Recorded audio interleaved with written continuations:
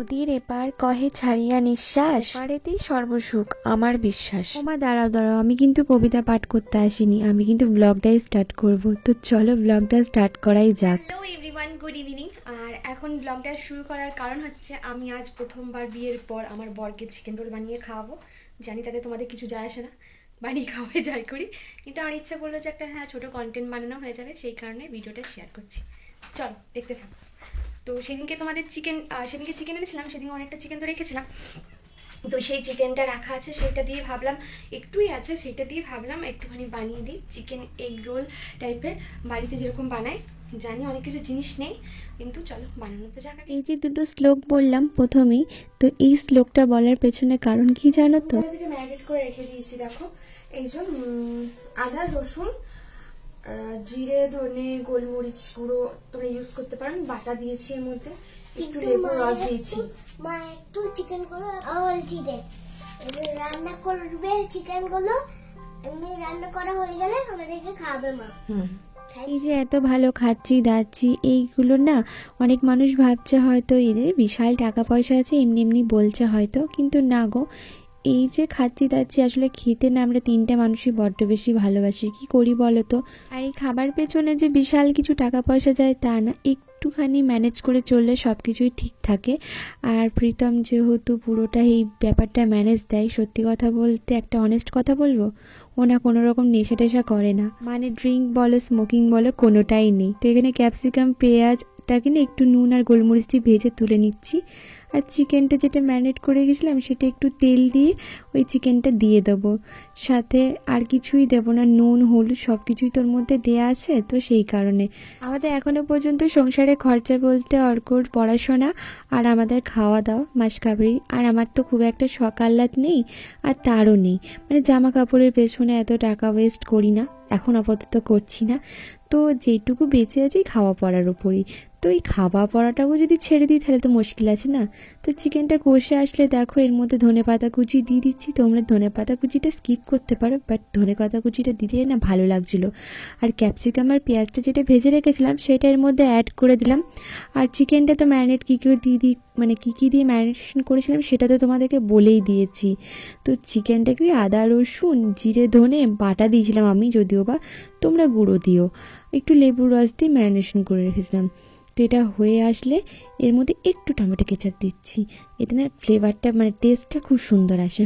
ব্যাস একটু গা মাখা মাখা হয়ে এলেই নামিয়ে নেবো, একটু সাথে গোলমরিচ গুঁড়ো দিয়ে দিচ্ছি, ঝালটা একদমই কম হয়েছিল সেই কারণে। তো এখানে দেখো মিক্স করে নিচ্ছি, একদম চিকেন রোলের যে পুরটা ছিল সেটা একদম রেডি হয়ে গেছে।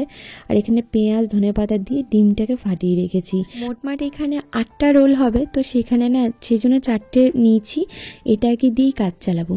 তো এখানে চিকেনের দেখো পুরটা একদম রেডি হয়ে গেছে। তখন থেকে চিকেন করছি, তখন থেকে শুধু ওই দিকে ঢুকছে আর বেরোচ্ছে। মা চিকেনটা হয়ে গেছে, ওটা রোল বানাবো, চিকেন রোল। কিছু বুঝলি? হাই ভগবান, কি বলে নাকি? বললাম চিকেন রোল বানাবো। চিকেন রোল কি হয় নাকি? চিকেন, হ্যাঁ চিকেন রোল হয় তো, জানিস? চিকেন তো বানাতে ঠিক আছে।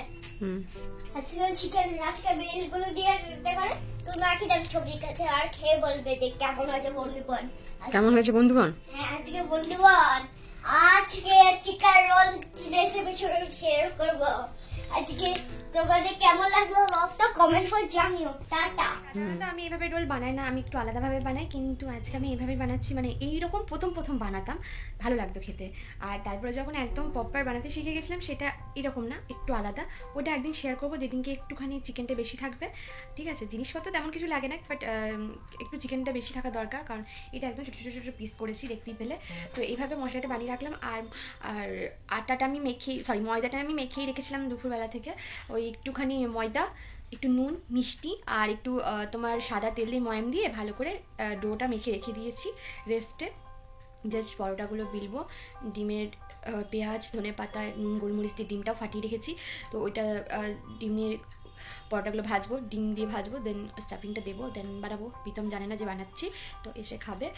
বলেছিলাম যদিও বা যে এই 2 দিনের মধ্যেই বানিয়ে দেবো, তো আজকে বানাবো সেটাও জানে না। তো চলো বানাইটাকে দেখা যাক কেমন লাগে। এই যে দেখো এখানে লই কেটে রেখেছি মোটামুটি, আর যটা হবে তরকারি কেটে রেখে দিয়েছি আপাতত, বড় বড় করে কেটেছি লইগুলো, যাতে যাতে পরোটাগুলো একটু বেশ মোটা মোটা হয়, বড় বড় হয়। তো এখন বাচ্চা হচ্ছে 9টা, তো 9:30টার সময় স্টার্ট করবো, তাতে প্রীতম ঢুকতে ঢুকতে বেশ গরমও থাকবে, গরম গরমও খেতে পারবে। প্রথমে অর্ককে একটা বানিয়ে দেবো, কারণ অর্কর তো খিদে পেয়ে গেছে, প্রচণ্ড খিদে পেয়ে গেছে অর্কবাবু, সেই কারণে অর্ককে বানিয়ে দেবো, তাই তো? এইদিকে না বেশ ভালোই ঠান্ডা ঠান্ডা লাগছে, জানি না কাকে লাগছে, বাট আমাকে তো বেশ ঠান্ডা লাগছে। আমি তো ভেবেছিলাম ঠান্ডাটা কমে গেছে, ঠান্ডা লাগবে না, দেখছি না ঠান্ডা কমেনি, ঠান্ডা লাগছে এখনো। দেখো, প্রীতম নেশা করে না কথাটা বলাটা একটু ভুল হলো, কারণ হচ্ছে প্রীতম খাবারের প্রতি নেশা করে, ওর খাবারের প্রতি নেশাগ্রস্ত, মানে ওকে ভালো মন্দ করে দাও, একটু রোল বানিয়ে দাও ঘরে, তো ও খেতে ভালোবাসে। বাইরের খাবার না একদমই সে খেতে ভালোবাসে না, আর আমিও খুব একটা দিতে ভালোবাসি না। দেখো, রান্না যখন জানি তখন বাড়িতে বানাতে কি কষ্ট, আরে সব জিনিসপত্র তো এনেই দিচ্ছে, শুধুমাত্র আমাকে রান্না করতে হবে। আর সারাদিনে এই ঘরের মধ্যে না কিছু তেমন কাজ নেই, জানো তো, সে তো করেই দেয় পুরো কাজগুলো, তো সেই কারণে রান্না বান্নাটাই আমার কাজ। আর এই পরোটাগুলো আমি বানাবো হচ্ছে লাচ্ছা পরোটা। তো জানো তো, আমি লাচ্ছা পরোটা 2 রকমভাবে বানাই, তো একরকমভাবে দেখিয়েছি, আর এক রকমভাবে ক্লিপটা ওঠেনি।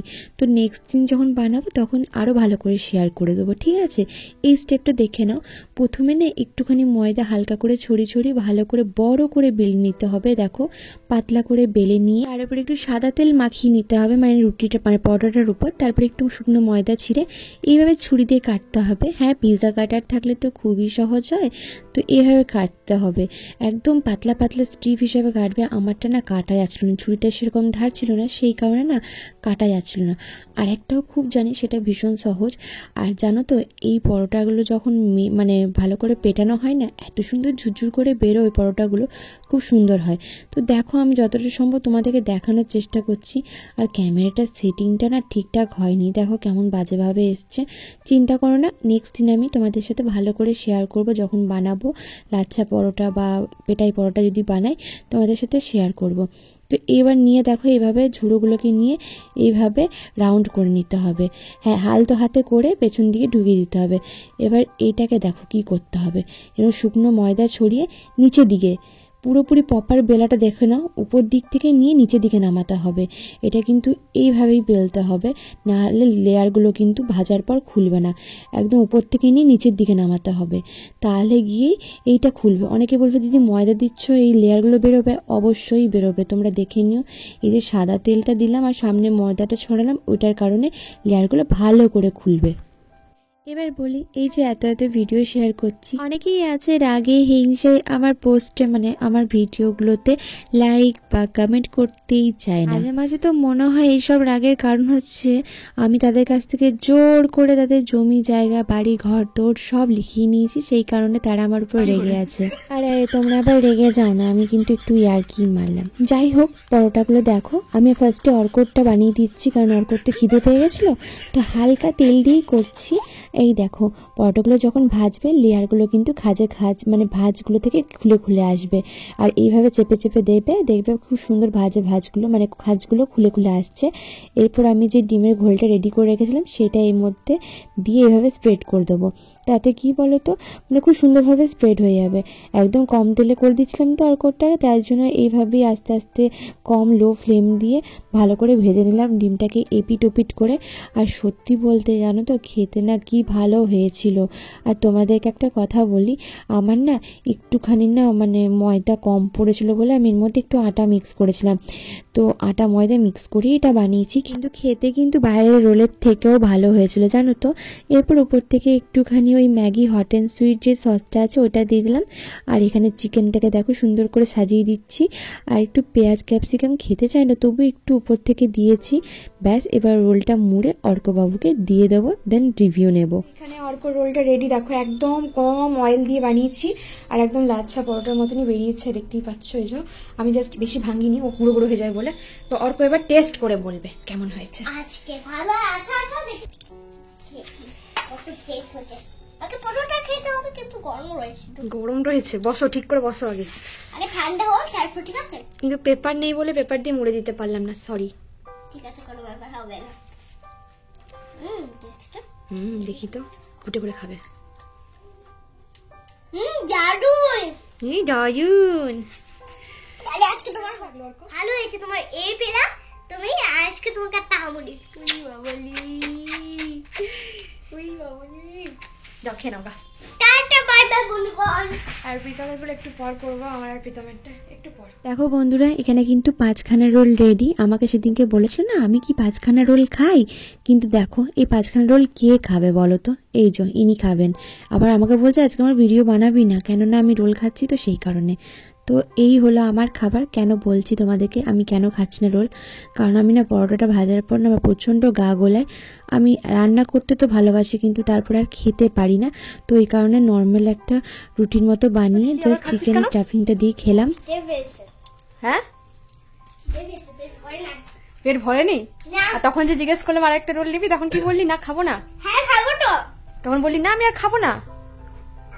আরে নিচে অম্বেল করলে তাহলে বেশি খাওয়া যায় না। তাই নাকি? হ্যাঁ একটু পরে আমার খিদে পেয়ে যাচ্ছে। ভালো হয়েছে তো? হ্যাঁ ভালো হয়েছে তো। ঠিক আছে, রান্না সবসময় ভালো হয়। ঠিক আছে। তুমি তো কুইন হয়ে গেছো, রানী হয়ে গেল, রানী। তো ভালো রানী করো। ঠিক আছে, রান্নাটা ভালোই করো। ওইটা ফোনটা নাও, তোমার ফোনটা নাও। দেখো ফেলে দিল। হ্যাঁ এবার তোমাকে ভালো ভালো করে তাকিয়ে, এটা আমার মেয়েকে দান করার জন্য দিচ্ছি। ঠিক আছে জামাই নিতে হবে না। না না না না না না জামাই না, ঠিক আছে জামাই নিতে হবে না। আরে নেবো না, ঠিক আছে ঠিক আছে নেবো না, আরে নেবো না বলছি। ঠিক আছে জামাই নিতে হবে। আরে নেবো না, আমি নেবো নেবো না বলছি। আমাকে দিতে দাও। আমি নিতে চাইছি না জোর জবরদস্তি। আচ্ছা জামাই নিতে হবে না, জামাই না আমি নেবো না। মেয়েকে নিয়ে নিস।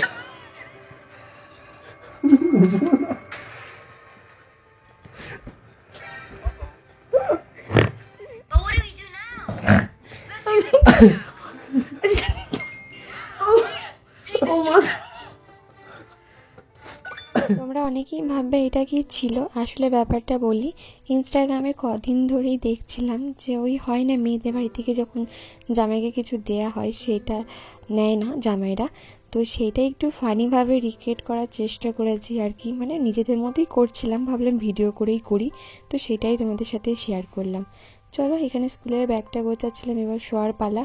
কালকে তো অর্ক স্কুল আছে, সকাল সকাল উঠতে হবে। অ্যাকচুয়ালি মাঝরাতে উঠে আমি বইগুলো গোছাচ্ছি কারণ আমি ভুলে গেছিলাম। তো আজকের ভিডিওটা এখানেই শেষ করলাম। সবাই ভালো থেকো, সুস্থ থেকো আর সকলকে ভালো রেখো। আজকের মতো টাটা, কাল আবার দেখা হবে।